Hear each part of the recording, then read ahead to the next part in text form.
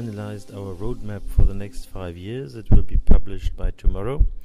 And in this roadmap, there is a list of 10 points which we are focusing on. One of the most important is the new revision of the rail freight corridor regulation. It is the 10T regulation. With the parameters in the 10T, and to add the parameters, not only the 740 meter trains, but also the profile gauge P400, very important point. And then we continue to fight every day for a better quality. What is the project or measure that the EU is more involved at this moment? Well, this is the quality issue, because the quality was never as bad as it is for the moment.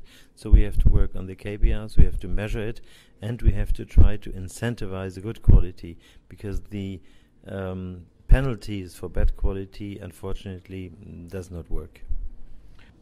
What are the main challenges identified in the near future?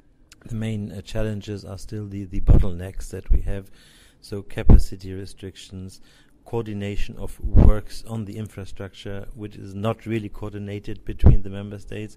So it has to be harmonized, it has to be standardized and put on a European level. And we have a capacity issue, and if you want to fulfill the aim of the modal shift, 30% 2030, 50% 2050, we need enough capacity. We need to finalize all the parameters of the 10T corridors and to avoid the bottlenecks.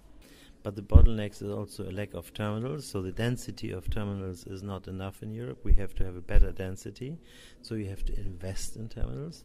And of course, I would like to see the CT directive finalized, because the CT directive is a project which we follow since 5 years. There's a general approach which is really bad, because the general approach from the presidency of Austria was completely disharmonizing the directive. So we are not happy at all with the outcome. We are happy with the input of the Commission, with the proposal. We are very happy with what the Parliament did out of it, and we are completely unsatisfied with what the presidency of the Council did, because we have the impression that they really took out all the harmonization, and then no directive would even be better than such a directive. Three questions about the Iberian Peninsula. Portugal and Spain have the same issues that the North Europe, the problems that the North Europe have? In fact, the problem is to reach the peninsula, because you only can go to Barcelona today with European gauge 1335.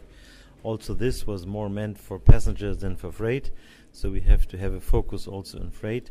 But once you are on the peninsula, I think distribution is running well, so the quality is not so bad from the railway undertakings. But we need, as I said earlier, to consolidate the CT operators in order to share the risk of the utilization of the trains. SNCF and Swiss armor MSC have assumed position in rail sector of Iberian Peninsula by buying Comsa Rail Cargo and CP Carga.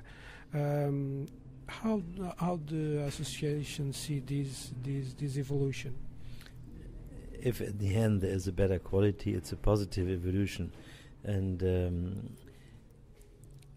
I don't know if in some years we will have only 3 or 4 incumbents really having the monopoly over the whole market. It's difficult to say. I see that liberalization helped a lot, and I see that we are in a phase of consolidation. After every phase of liberalization, you have a phase of consolidation, and we are within this phase of consolidation again. If at the end we have a better quality, we have to cope with it, and we can live with it. Okay, for me is finished, but if you want to say something that you think it is pertinent.